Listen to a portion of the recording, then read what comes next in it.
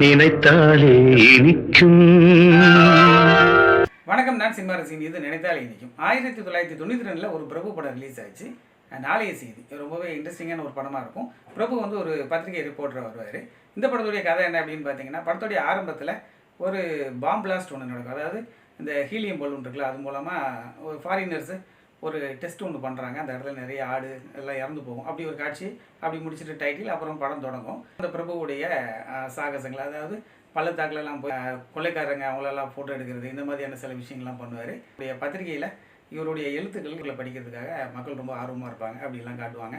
ஏர்போர்ட்டில் உள்ள அதிகாரி ஒருத்தர், அதாவது குஷ்புவுடைய அப்பா, பழைய நடிகர் ஸ்ரீகாந்த் கொல்லப்படுறாரு.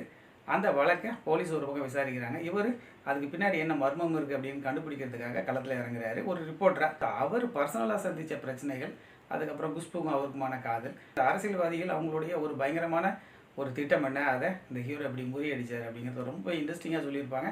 அந்த சார்னு ஒரு கேரக்டர், அவர் யாருங்கிறது அந்த கிளைமாக்ஸ் வரைக்கும் கொண்டு போய் கடைசியாக ரிவீல் பண்ணுவாங்க. அந்த இடம்லாம் அல்டிமேட்டாக இருக்கும். அவருடைய பெர்ஃபார்மன்ஸு கேட்கவே வேண்டாம். அந்த நபர் சூப்பரான ஒரு பெர்ஃபார்மன்ஸு, ரொம்பவே நல்லாயிருக்கும். பிரபுவுடைய ஆக்ஷன், இது ஒரு தரமான ஒரு ஆக்ஷன் த்ரில்லர் தான். ரொம்பவே சூப்பராக பெர்ஃபார்ம் பண்ணியிருப்பார். அதே போல் குஷ்பு அவங்களும் நல்லா பெர்ஃபார்ம் பண்ணியிருப்பாங்க. அப்புறம் மாயான்னு ஒரு கேரக்டர், பொன்னம்பலம், அவர் ஒரு அடியால் வருவார்.